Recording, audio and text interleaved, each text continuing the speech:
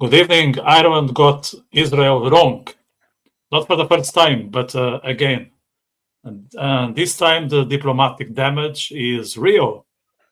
While Irish politicians posture for applause, Ireland is dealing with, Israel, is dealing with actual security threats that our media here in Ireland barely mentioned. Tonight we are looking at what's really driving the Ireland-Israel rift and why the official narrative doesn't add up. So stay with us for our insights.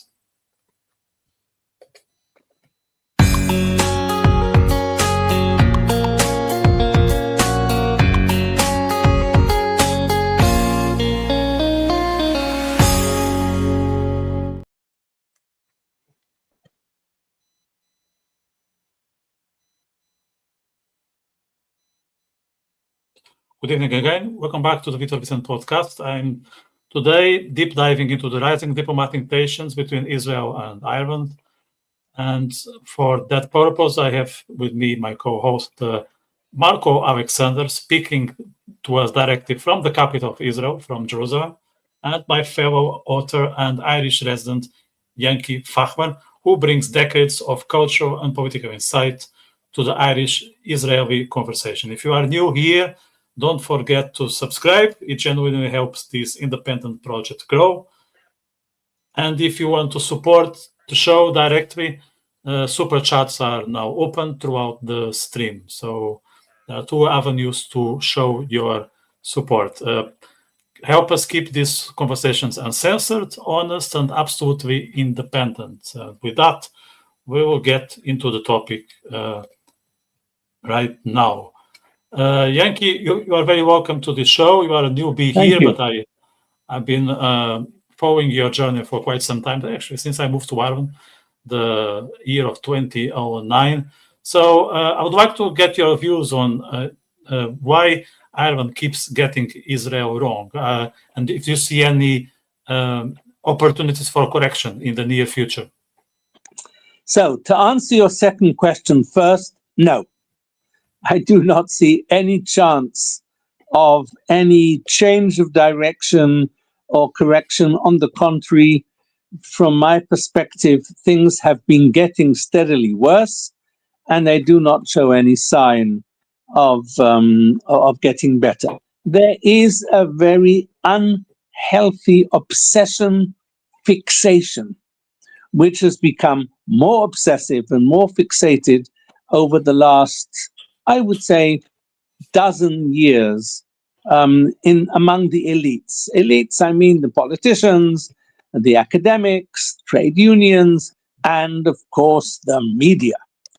And all of them seem to be climbing a spiral to see who can be more extreme in their vilification of Israel. And it has been a very unpleasant and uncomfortable sensation to watch this happening.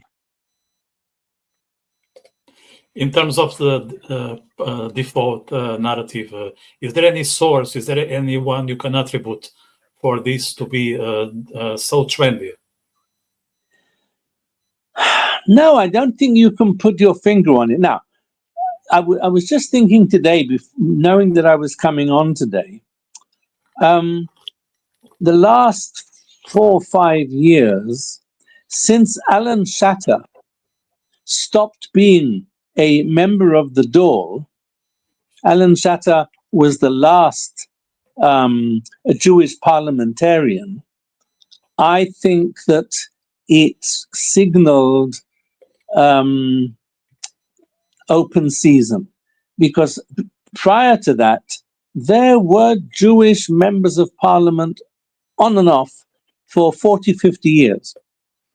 And I think that the presence of Jews as parliamentarians may, just a possibility, may have kept some of the rhetoric down. But Alan has not been in parliament now for several years. And like I say, it's open season. I don't think I can put a finger on what specifically. but I can say it's about 8 years since the now notorious Occupied Territories Bill, which is going to stop me buying a toothbrush in East Jerusalem on my way down to the Kotel.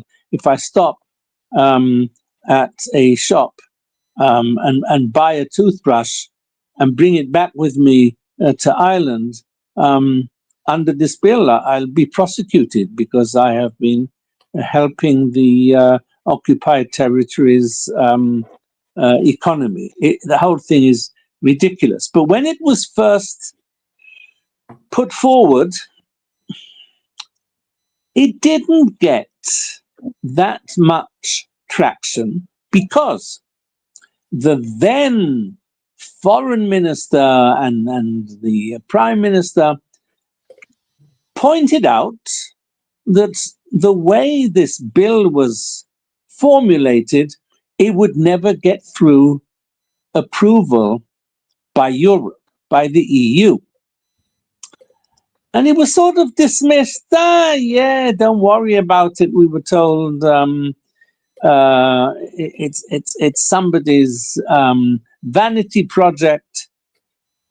And fast forward to now, I don't think there is a single person in the entire Irish Parliament or the Senate who is prepared to stand up and say, this bill is wrong. This bill is just crazy, stupid. And the only people you will find in Ireland coming out against it are one or two brave journalists who point out again and again that America is going to punish Ireland if this becomes law. Punish Ireland. Because America's got very strict laws about boycotts. And if Ireland has an official boycott against Israel, America will start rethinking its massive investment in Ireland. And we've heard already some senior politicians in the States saying just that. And yet, it doesn't seem to have it doesn't seem to have tempered the fixation. And it is like any fixation or obsession, it's medically very damaging. And yet everyone seems to be affected by it. So no, I can't give a time when this escalated, but it has. Now, of course, we have to bear in mind that there is no longer an Israeli embassy in Dublin. And the two things are connected. There's no embassy in Dublin because the incoming foreign minister, Gideon Saar, said enough is enough. Ireland is getting on everyone's nerves in Israel with its animosity. And he closed the embassy. So again, this almost gave the politicians extra license, if you like. It's a couple of years now since the embassy closed. And it's like it's given extra license to the real extremists here in Ireland to vent, because there's no comeback. They're not going to be reprimanded by anybody, and there's nobody loudly condemning what's going on. Yesterday or the day before was a very interesting exception. The Irish Times, no friend of Israel, devoted more than half a page to an op-ed by another Dublin-born an Abramson, a very well-known name in Ireland. There are still several Abramsons here. He's now living in Cornwall, and he wrote a very interesting op-ed in which he describes the atmosphere in Ireland as McCarthyite. Now, for anyone with any knowledge of history, he's referring to the McCarthy era, early 50s, when there was a scare that under every bed was a communist. And it was a very difficult period in American history. To use that sort of expression to describe what's going on in Ireland, absolutely, bang on, totally correct. But it was the first time that I'd really seen. No, he was a guest op-ed. He's not a part of the Irish Times, nor does he live in Ireland, which I think is one reason why they allowed him to write this. So, any way you look at this, it's not a pretty picture. And of course, we've just elected a woman who is more anti-Israel than all the politicians put together. If we thought that the last president, who just stepped down after 14 years, who became more and more stridently anti-Israel with each year of his presidency, if we thought he was bad, I think we'll find out he was a pussycat once she starts opening her mouth about Israel. Marco? Yes, it's certainly what you say makes a lot of sense. It's certainly not the Ireland I remember growing up in, when people tended to have a more balanced view. Certainly there wasn't this wearing of anti-Semitism on one's sleeve as it appears to be the case now. Most people were certainly fair-minded, and I wanted to ask you, the attitudes and opinions, are they widespread among normal Irish people, or is it just basically the chattering classes, the politicians, the elites, the academics? What's your opinion? Is there some kind of gap between the man in the street and the elites? I think there's a massive gap. The trouble is that the only information the man and the woman in the street in Ireland is getting is from those elites. Are they imbibing it? My question is this: are they imbibing it, or is there skepticism, or has the penny begun to drop, as it has indeed in England to a great extent and other European countries? People are beginning to join the dots. What's happening in Ireland? Not yet. Not yet. The sole streams of information are the media and the politicians who are obsessed.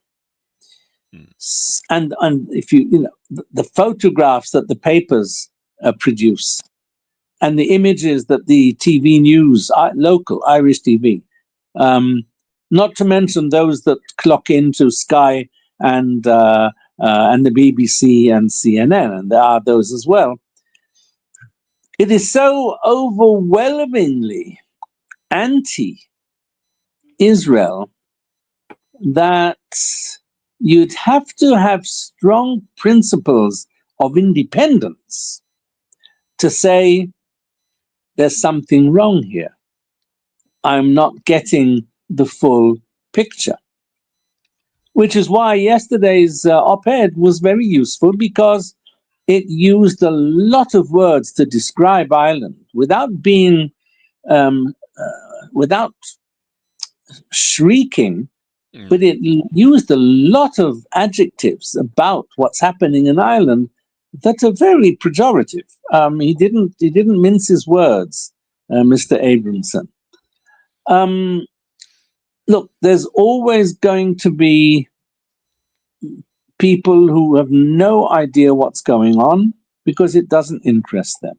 They're much more interested in the football results, the GAA results, the rugby results, and couldn't tell you, where Israel or Gaza are on the map.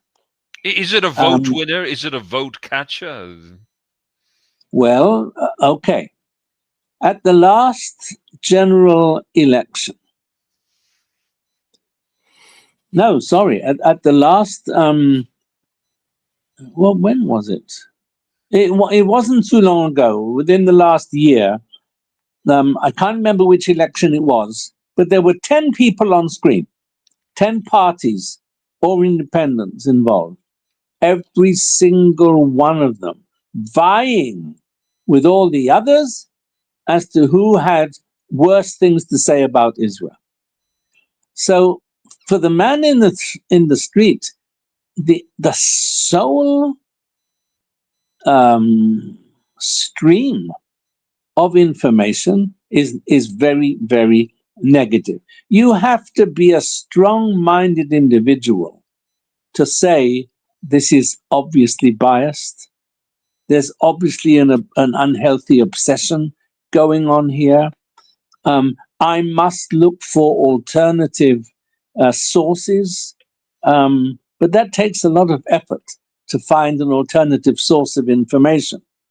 So while there is definitely a gap, because not everybody has got this same obsession, but these people have only got like one direction to look to.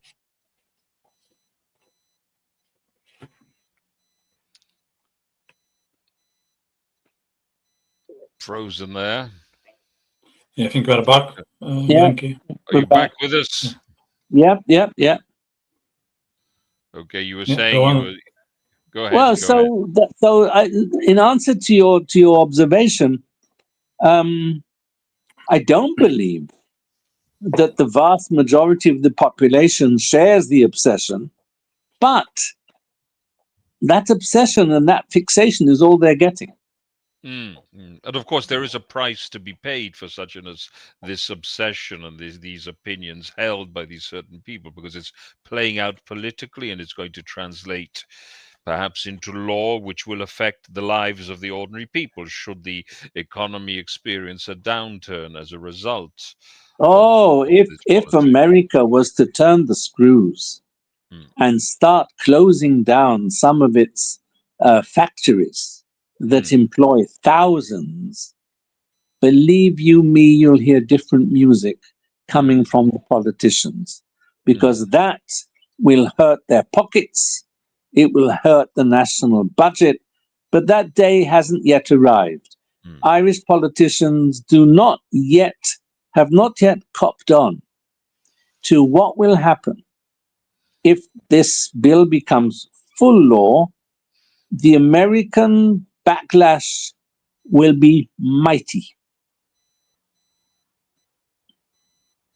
Let's stay on the Irish politicians, Yanky. Do you believe that they genuinely misunderstand Israel, or they just choose this position because it serves them domestically? Okay, so I've got a few maybe unusual or unpopular opinions in this respect.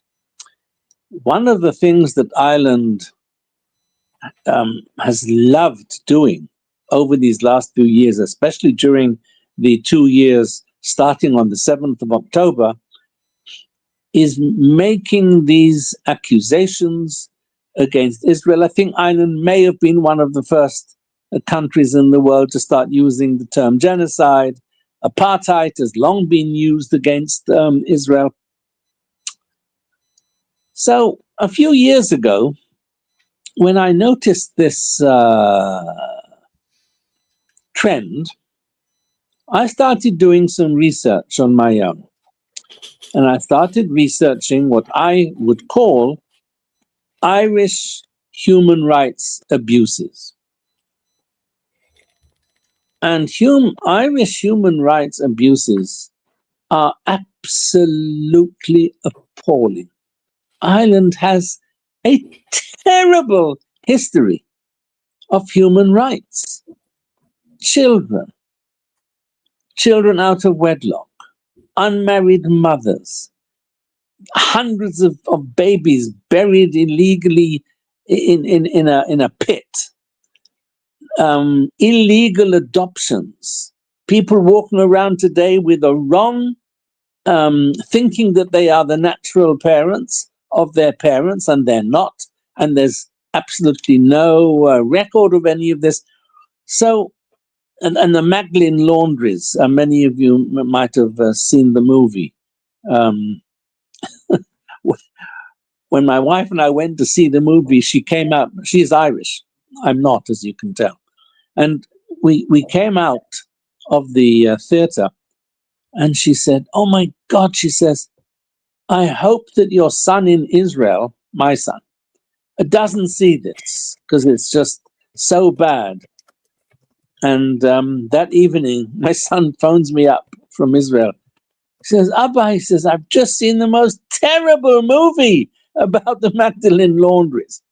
So at a certain level, I claim that Ireland's obsession with Israel is a smokescreen, that people shouldn't look too closely at Ireland's record of human rights. So Ireland jumps up and down and talks about genocide and talks about apartheid and talks about all manner of human rights abuses, because under the carpet is a litany of really bad human rights abuses. Now, this doesn't make me popular to say this, but I think that part of the problem among the chattering classes, among the politicians, is deflection.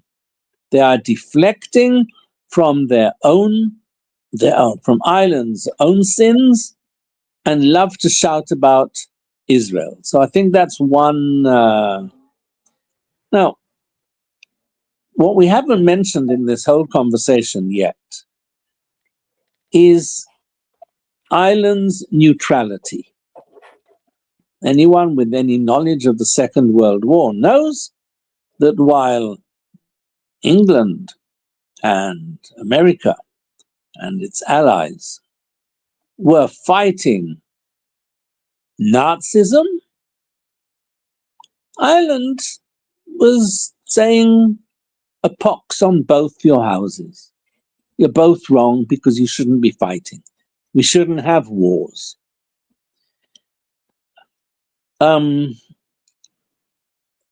Today, as we see in Ukraine, being neutral has lost some of its luster.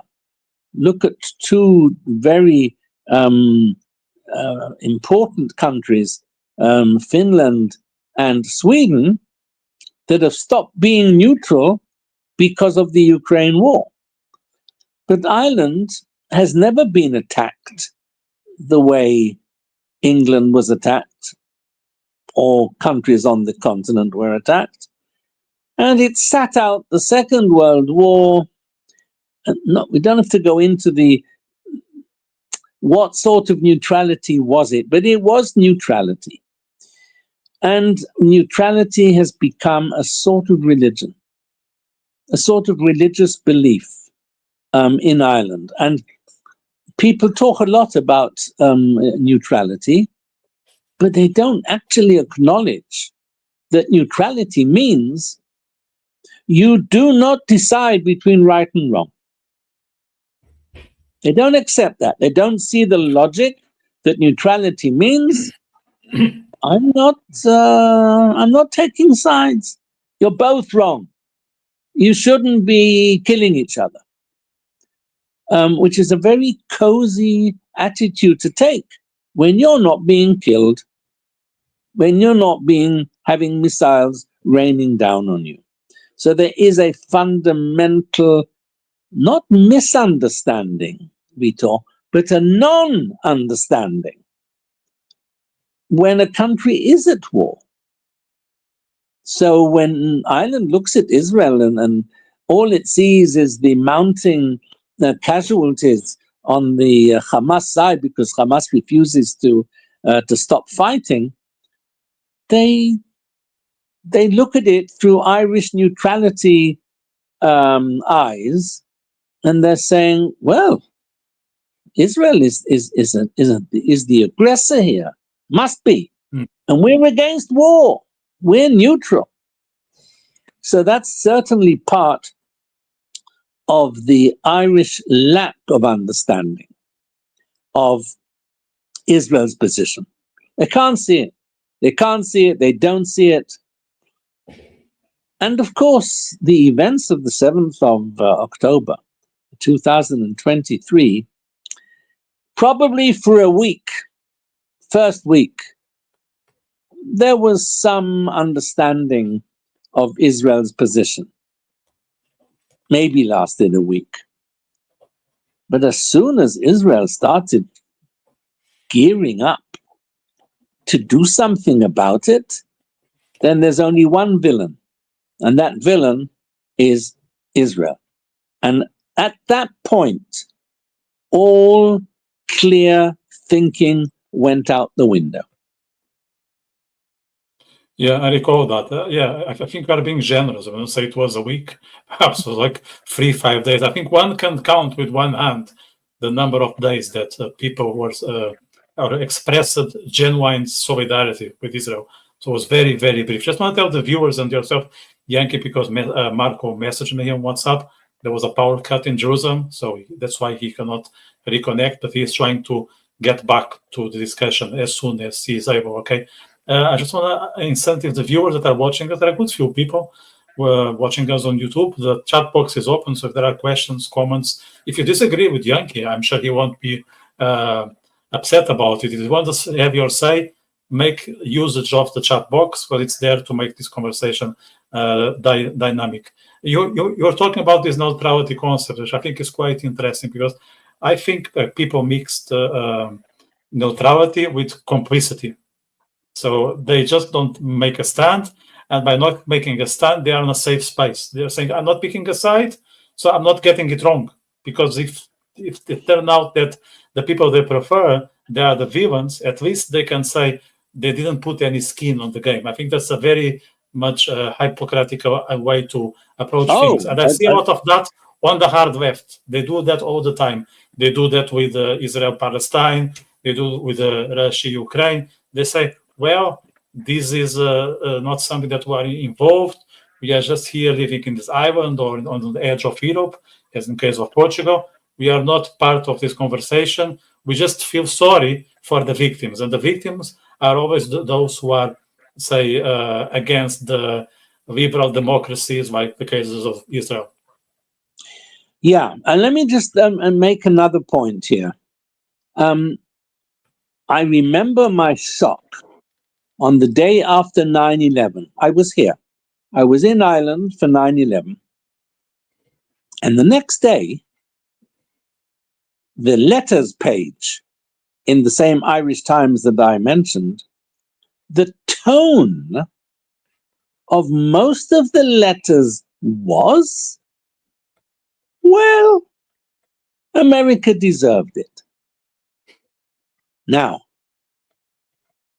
to say that I was shocked is an understatement. I could not believe what I was reading. Look, this is what happened to the bastion of democracy in the world, the country without which Ireland would not be existing if America and Britain had not won the Second World War. And here were people saying about 3,000 dead Americans. Well, look at what America's been doing. And I also remember letters from Americans saying, I've had it here, I'm leaving, I'm going back to America. So this showed me very early on that there is something fundamentally flawed in the Irish attitude to world affairs. They are proud of being having peacekeepers with United Nations forces in different places in the world, even though most of these forces are doing more damage than good, like UNIFIL, which didn't manage to stop a single Hezbollah fighter move position during all the years that the Irish have been in South Lebanon.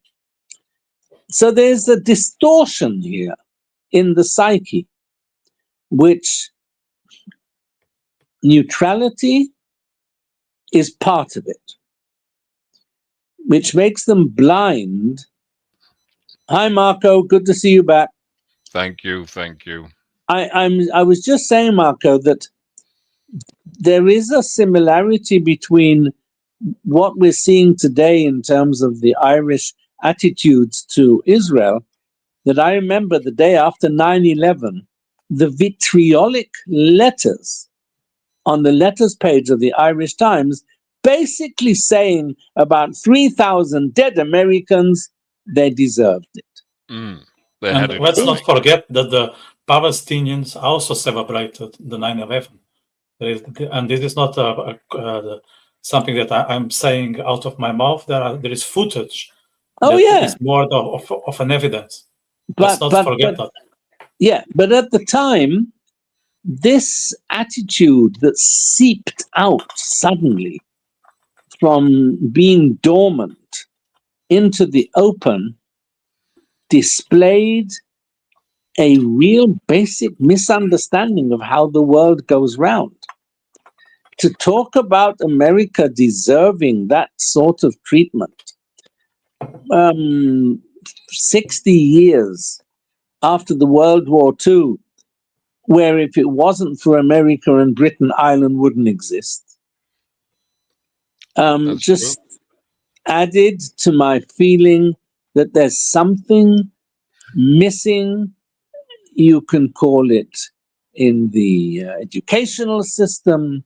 You can call it in the ideology that is projected by the media, by politicians. And of course, there is a third pillar, which not comfortable to talk about, but is there. And that is that most people in Ireland and their parents and their grandparents and their great-grandparents went to church and heard all the time about the perfidious Jews. Now, the number of Jews in the country wasn't big enough because most people had never met a Jew in Ireland. But you cannot totally discount the teaching in schools and in churches about Jews. I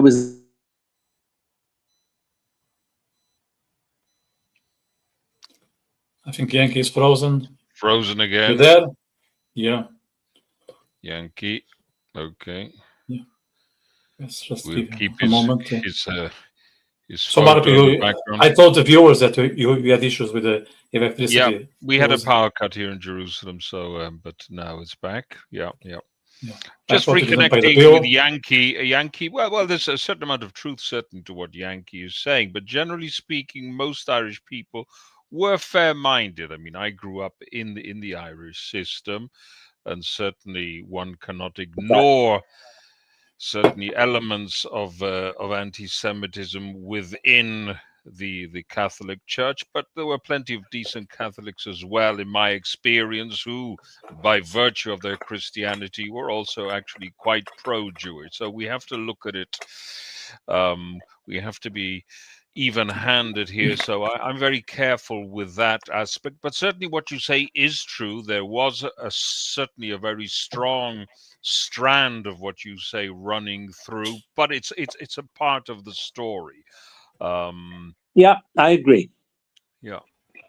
What about the complex of small men? Does Ireland suffers from the fact that it's a tiny country, the wider context of Europe, and they want to bark just to make sure that they are recognized properly?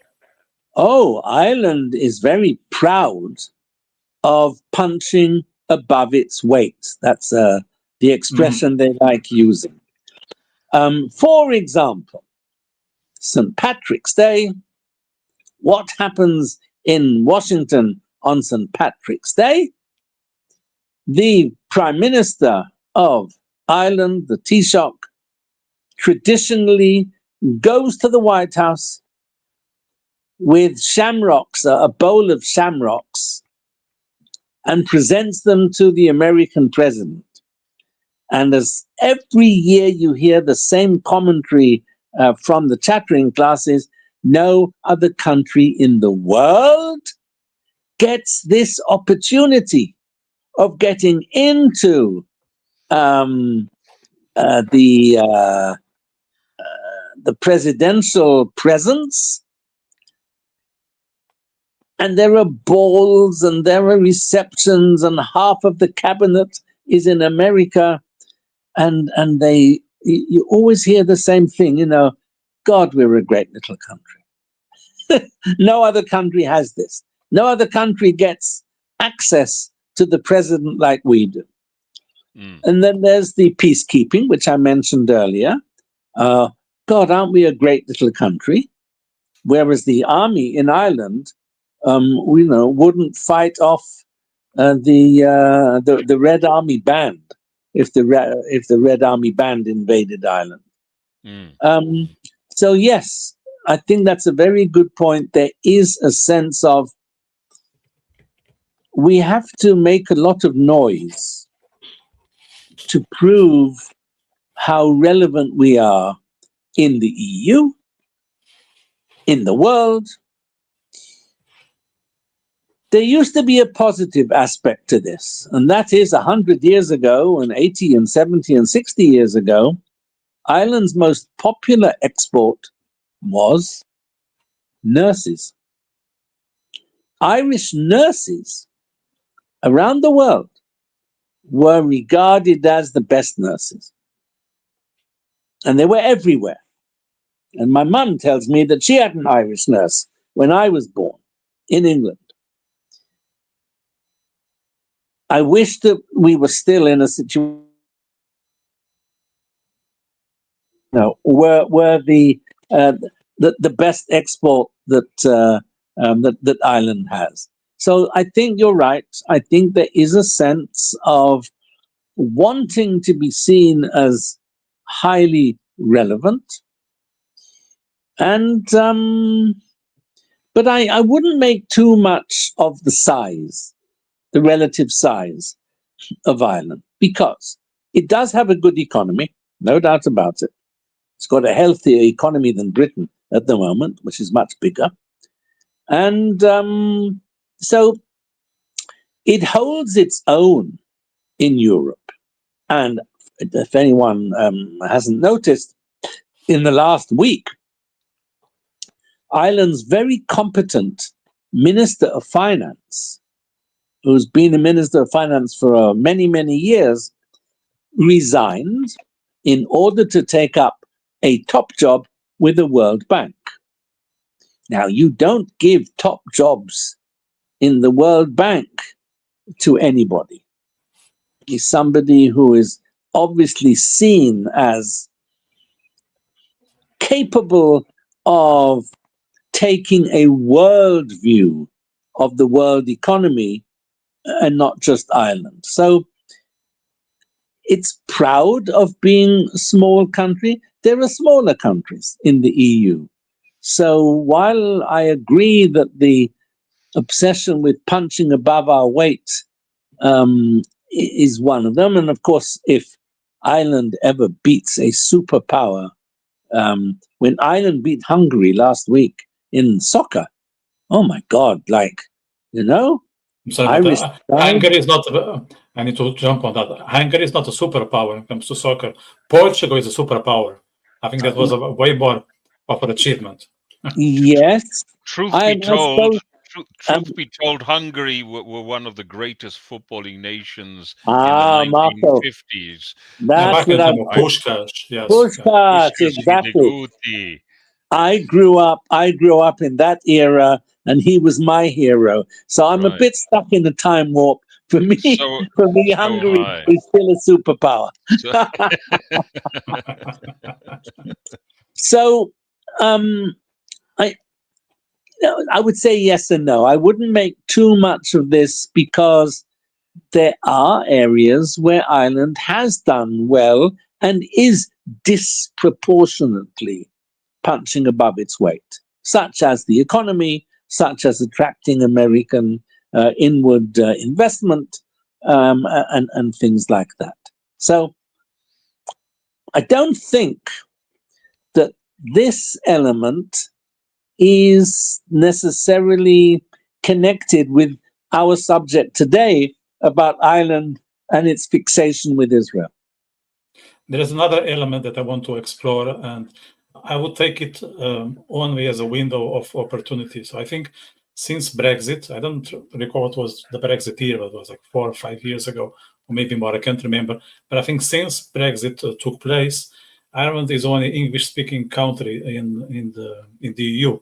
So I think the country sees that as a huge opportunity to present themselves as a unique voice within the European community. The fact that the Britain is not there gives space to Ireland to behave in a manner that before they couldn't afford. Is it something that Ireland consciously take advantage? I don't think so. You're right. Objectively, you're right. But in this whole anti-Israel thing, Ireland is out on a limb. Ireland is not in step with the rest of Europe. It is far more extreme. And of course, a trivial example is the Eurovision Song Contest, which people take much more seriously in Ireland than they do in just about any other country, which everywhere else they see it as frivolous fun. Ireland sees it as national pride. And they And don't win. Ireland has led the charge to get Israel booted out of Eurovision. And Ireland was very surprised when Austria, the host of the next Eurovision, said, no Israel, no Eurovision. We're not hosting it. I think Ireland was shocked. You know, why aren't they following our example? Ireland was also the first or second country in the world after South Africa decided to charge Israel with war crimes and went to the international whatever it's called, Court of Justice. Ireland jumped on the bandwagon immediately. It's knee-jerk. It's like they can't help themselves. Instead of sitting back and saying, oh, you know what? Let's see how this plays out. No, they're charging ahead, waving the flag. We are good people, and we're going to show the world how good people should respond. And I think another layer is that there is no long tradition in Ireland of standing up against the prevailing winds. Once there is a prevailing wind, most politicians and the media, they're like lemmings. Yeah, we follow. We'll do the same. It's a brave person who stands up and says, you're all wrong. The emperor's got no clothes. So that comes back to your earlier question. Do I see any imminent change in this obsession? Not really. And I think the only change will come when Ireland starts getting punished through its pocket, when it sees absolute signs that, for example, American companies might pull out, that would be incredible alarm bells here in Ireland, that they'd got it wrong, that they had misjudged the world situation, misjudged the hard facts of politics, especially Trumpian politics, when it comes to the budget, the money that's available, etc. I mentioned earlier that in one sense, I think that Irish attitudes to Israel and all this name calling are a function of deflection. Ireland has a very, very big existential problem at the moment, and it's called housing. It's not building enough houses. There are far too many people who don't have homes, too many homeless people, and it has bedeviled every Irish government for at least 15 years, if not longer. And they have failed dismally to solve the housing problem, which is exacerbated by having taken in 50,000 white Christian Ukrainians at a time when it wasn't taking in any like that number of non-Christian, non-white people from anywhere else. And now they are, for the first time, signs of right-wing anger against asylum seekers, against the various domiciles that are made available for them. And that, again, it's massive. It's not that no one doesn't talk about it, but I think that it's another reason why Ireland prefers to point fingers outside rather than pointing a finger inside. Just my opinion. Mm-hmm. I would also like to raise the issue of a certain type of immigration to which Ireland has exposed itself, and namely the Islamist immigration, which is increasingly antagonistic and confrontational. And this seems to be raising a few objections among ordinary Irish people who feel the brunt and the consequences of this. I'd like to draw your attention, you're probably aware of it, these demonstrations next to Irish national monuments and churches and prayers and taking over public spaces. I think this is an issue that the Irish need to attend to. And I think this is rubbing a lot of Irish people up the wrong way. So I would say, of course, it's a much bigger problem in England. It's starting to be a problem in Northern Ireland. I'm not yet convinced that it is a big enough problem in Ireland itself for the majority of the population to concern itself with. The potential has always been there. And the increase in the Muslim population has been incredible in the time that I've been living in Ireland. But I don't yet see anti-Islamic feeling causing much of a ripple in Ireland. It might come. I don't think it's serious enough yet to be a consideration for the politicians who want to get re-elected. But so it's not the politicians that feel the effect of this type of immigration. It's the ordinary person absolutely who bear the brunt. And this is And this is I think where the chickens will come home to roost, because these people have an agenda. The Irish people are not stupid. They can see what's happening across the Irish Sea in Britain. I'm sure they're fully aware of the rape gangs, which isn't merely something that has got to do with human urges. The rape policy is a deliberate Islamist policy. We see this scenario being repeated all over the world. So I think, and we have some instances of this type of behavior in Ireland as well.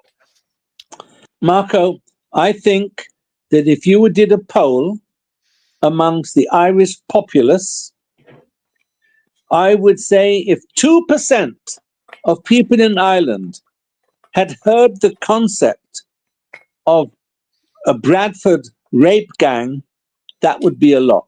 It is getting no publicity in Ireland, not to mention the fact that it's being suppressed. The publicity is being thing, but suppressed. that's in the mainstream media. There are many other channels now, because I basically don't follow the mainstream media anymore. I glance at it now and then, but many people are disaffected and they are looking elsewhere for information. Not your man in the street, and certainly not about rape gangs, which I agree with you is an absolute abomination. But even in England, they're suppressing it because they're so worried about it. But here, it is not really, from my perspective, I might be wrong. I don't see it as on the horizon for many people in Ireland at all. No. I don't. Now, immediately after 7/10, after the Hamas atrocity, the same week, there was already a largish hate march through Dublin. Palestinian flags, rent a crowd, the usual suspects who turn up, plus a larger than usual representation of Palestinians and Muslims, which had not been the case previously. And this set a pattern which got bigger and bigger in the last 2 years. You don't find much condemnation of these hate marches. Just don't. It's like, yeah, well, they've obviously got something to complain about. And obviously, like any hate march, they're very sinister, and you feel very uncomfortable. If once or twice it's happened with me, I found myself in the vicinity of such a march without meaning to. Government, the police here did very little. No, I'm fully aware that the government and the institutions have been corrupted. One must bear in mind that for decades you've had very heavy investment on the part of Arab countries in Ireland. This has been going on for a long time. It's been penetrated for a long time. Entryism has been going on for a long time in Ireland, as indeed it has in Britain. Perhaps it hasn't reached critical mass yet, but there are stirrings, I believe. So and again, I hope this doesn't sound like a conspiracy theory, but I heard many, many years ago that the reason why, relatively speaking, and this is not including the post 7th of October period, Muslims in Ireland kept their heads down. They were not, for their size, a very voluble community. And one of the reasons I heard is the astonishing volume of money that swashes itself through Irish banking institutions, which is Arab money, which is Muslim money. And it's a bit like, if you remember, when the Palestinians were blowing up planes round about the time of Black September. Mm. Yeah. And it was known that Lufthansa and the German government paid good money to prevent any more atrocities on their soil or on their property. I'm not saying it's as clear as that in Ireland, but as far as I understand, there is so much money going through that can't be seen and probably can't be tracked, that it has not been in the interests of Muslim society in Ireland to be anything like as openly defiant as it has been a couple of 100 miles away in Britain. That, again, this is a pattern that makes sense to me, because until the 7th of October, everything was very muted here, very, from in terms of the if you like, the Muslim voice. And 7th of October gave license to take to the streets and all the usual chants. And you ask the man in the street, the non-Muslim man in the street, what do they mean from the river to the sea? Clueless. No idea. No idea what the implications of river to the sea are for the Irish, for Christians who are next after the Jews. No idea. No. Somebody mentioned, one of you mentioned earlier,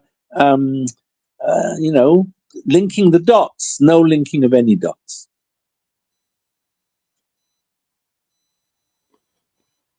I think, Yanky, I mean, I agree when it comes to the well-educated corporations, universities, press, but I see among youngsters, especially those who are in the early 20s and they grew up with internet, like if they have access to different sources, I think if we take in consideration those individuals, we can access some hope, because they see the road through different lenses. And I know there are just a few, and they are not that vocal because they need to put their heads down. They need to be quiet to get their degree and get themselves into the workforce and succeed.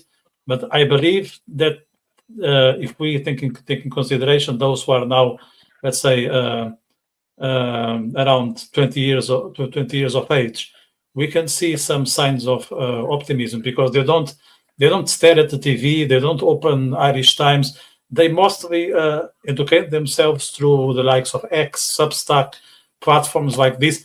There might be a minority, but maybe it's a minority that will grow and they will impact Ireland and other parts of Europe in the right way. Now, you might be right that maybe it's too late, but that's another thing, the timing. I don't know if it's too late, but there's a lovely Hebrew expression, from your mouth to God's ear, may it be. I hope it does. But again, I'm reminded of the scenes in the very first week after the 7th of October. I was often in Dublin and often in the center of Dublin. And I'm not talking about hate marches now. I'm talking about the takeover of Trinity. Trinity College, the bastion of Irish academia, was taken over by pro-Palestinian protesters who were hanging out the window, screeching and screaming, apart from waving their flags, the worst anti-Jewish, anti-Israel epithets.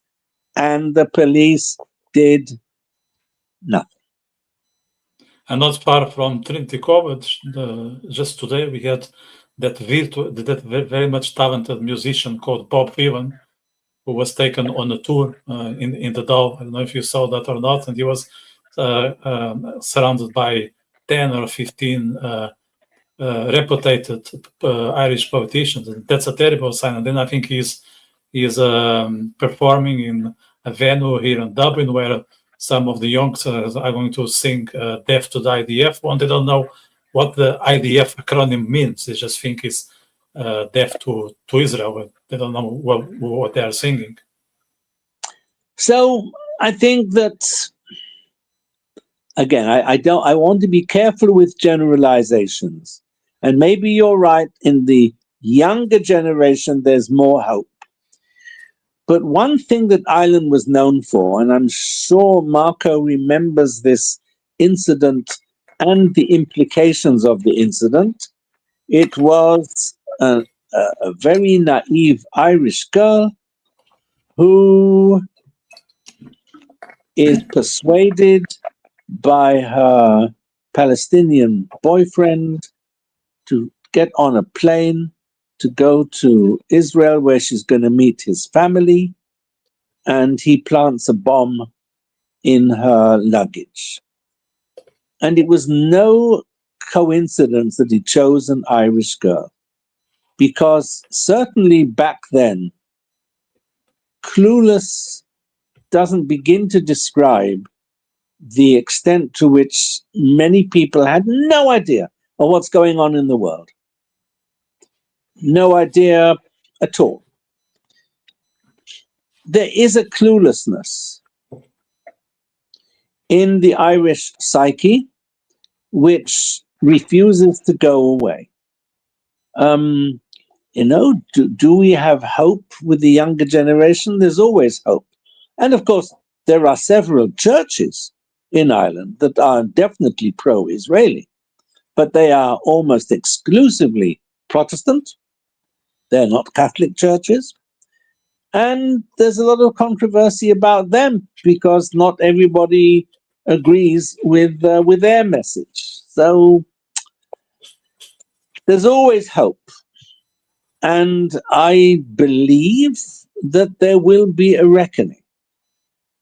I believe that one day Ireland will have to pay for its attitudes and for its leading the pack in its anti-Israel tirade.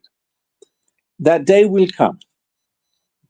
I don't know when, and I don't know where. It'll be the ordinary people who have had this Palestinism foisted upon them, and who, unfortunately, in their lack of knowledge and lack of awareness, who will pay the price.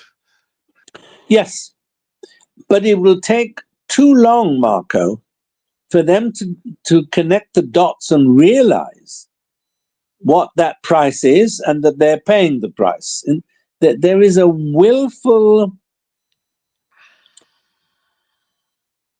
almost a willful ignorance. You can't talk to people here about what the Hamas did to Israel on the 7th of October.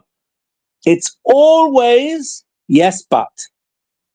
Anything you say, yes, but. And yes, but is a very closed mind. Yeah, the marks that you can get, Yanky, at least that's my experience, that people will acknowledge that there are bad guys on both sides. That's already a victory. If you manage that an Irish person will recognize that the evil is on both sides. That's already a stretch in my understanding. Do you think Irish people are pro-Palestinians or they are just hostile towards the Jews? Okay, so that brings up another very interesting strand in all this that we didn't mention. And that is the connection historically between the PLO, the Palestinian Liberation Organization, and the IRA, the Irish Republican Army. The arms were exchanged between the two. And so even though the IRA was always regarded by the man in the street Irish person as being too extreme, there was also a sense of, but you know, they're fighting our fight. So when that connection is made public, that the IRA are in bed with the PLO, that sows seeds that people find very difficult to shake off. And so when a smart propaganda machine starts saying Israel bad, Palestine good, people remember the PLO connection, and that distorts their reaction to reality. They're not looking anymore at what's really happening. The fact that hundreds and hundreds of missiles were coming down on Israel long before the 7th of October doesn't figure. Like, okay, but you know what their yes but is? Yes, but they've got shelters to go to. That's a very unhealthy analysis of what Israel was suffering from. So critical factors get lost when it comes to Israel. And there's also this narrative between the oppressive and the oppressor, and the Irish tend to fall for the oppressed all the time, just because this Marxist idea of the society is so widely accepted that it doesn't matter who is on each side. If they believe that someone is suffering, they must be the victims. So the Irish must stay on their side no matter what, and they don't take the time to understand one's situation separately. It's always like, okay, I can see some pain, I can see tears, I can see kids having a hard time. I'm for those people, and I don't care about the context because it's irrelevant. That's not how to approach a situation so complex like the Middle East. And yes, and the concept of war. I understand war. I'm first generation born after the Second World War. I've seen enough wars in Israel. I understand what war is. You understand what war is. Most Irish people don't actually understand the concept of war because they've never been attacked. Yes, they talk about 800 years of oppression by the British. Okay. But they weren't invaded. They weren't shot at. They didn't have bombs and missiles coming down. The one bomb that came down in the Second World War is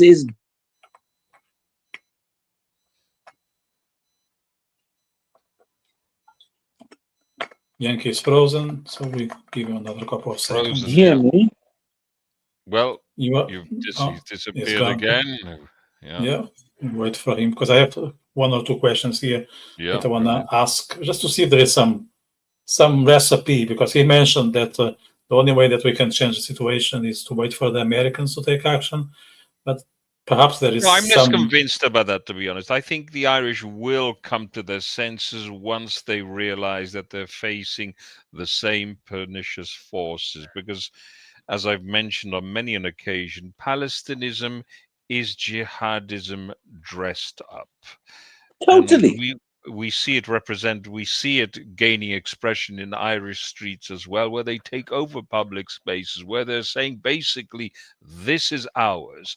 Basically, when the Irish will see that they're being disenfranchised by these forces, then it'll really hurt. But it's going to take, as Yanky said, it's going to take a bit of pain. And time. Yanky, if you were to sit down with Michal Martin or the Department of Foreign Affairs, what would you tell them? Sorry, if I what? If you were to sit with Taoiseach and the Department of Foreign Affairs, what would you tell them? I would say, I'm afraid that you are totally blind to what is going on. And it's not that they haven't been told. I know of conversations, very serious conversations, between leaders of the Irish Jewish community and the very top level. Certainly, I can attest to that. Yeah. Yeah, and these conversations go right over their heads. It's a yes. self-induced blindness. Self-induced. Absolutely. Mens rea. They've put up the force field. I'm afraid they have. Yeah. Yes, and it's always yes, but. And so I don't believe. Just give me a second to plug in my battery.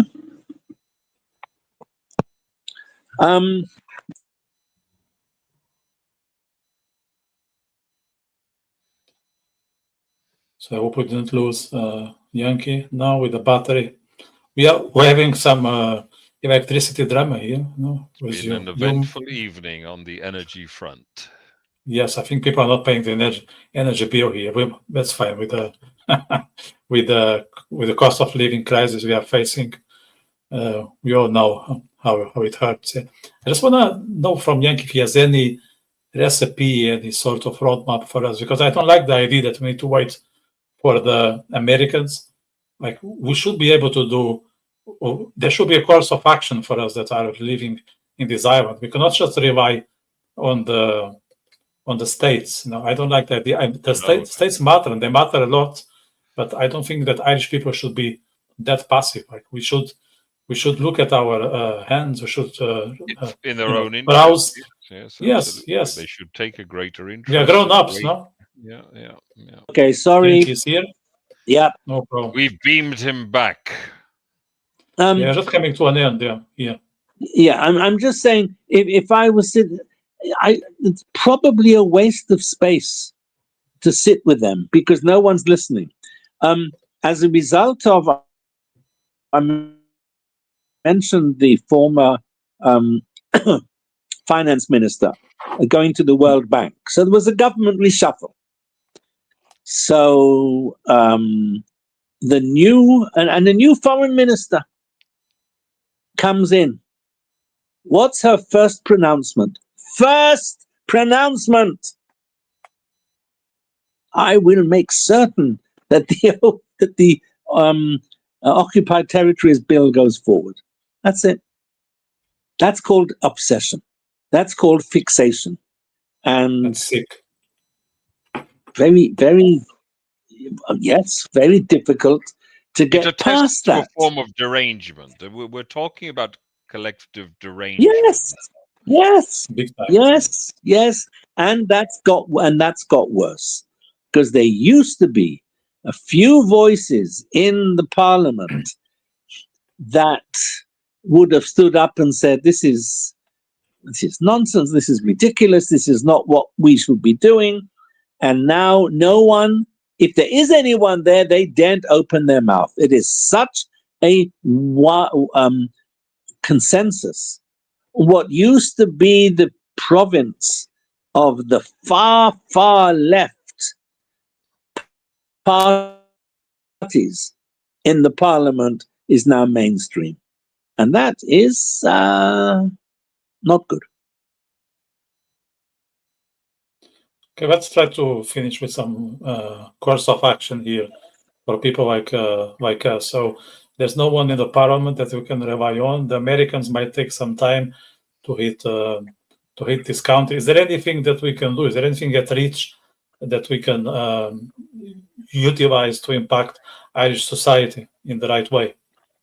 I haven't seen it, because I've watched efforts to engage with the elites, all of them, from the prime minister to the president to the editors to the academics. Garnished. nothing seems to be working. It's a lone voice here and a lone voice there. But in terms of the chattering classes, it's almost an impenetrable wall.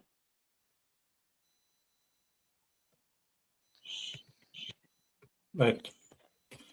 Okay, so yeah, let's finish with that. It's not the most positive statement, but it is what it is. We need to take reality and not mask it with a pinkish scenery. You know, it's better to be aware of things as they are. At least, if you want to draw a solution, we can think of it properly. So thank you, Yanky, for your insights. I think they were powerful. I've watched some of your talks here in the Jewish Museum and in other venues. So I recommend each and single of the viewers that are present in Ireland to attend those. I think you add a lot of value. So it is my encouragement for viewers, and I wish you all the best. Hope we'll cross paths in one of those days. There must be an event where both of us will be around, and we can have this conversation face to face. I will just mention Lockdown University is a free place for powerful talks, and I'm now on that a couple of times a month. Now, I've done 3 talks so far on Ireland, but most of my talks are on Jewish history, not on Ireland. But if you particularly want to hear my dulcet tones, then it's free registration, and just go Lockdown University, find the website, register, and you can watch anything you like, and you can also look back and go into the archive. And it's a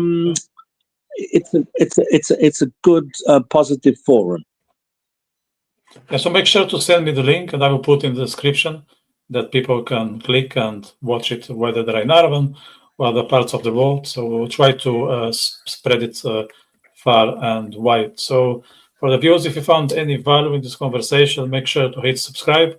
Myself and Mark will be here next Monday, perhaps earlier, with a positive surprise. We have a parallel project being built, and we think we'll be able to share more on that regard over the next few days, before or after Shabbat. We will see, depending on a couple of factors. If you want to share with someone, don't hesitate. This conversation deserves to be listened in different parts of the globe. And if you want to support the podcast directly, there are 2 ways now: super chats and memberships. Every contribution helps, doesn't matter the size. We want to keep this independent, honest, and real. So I wish everyone a good evening, and see you very soon. Take care. Bye-bye. Thank you, Marco. Thank you, Vitor. My pleasure. Sei gesund.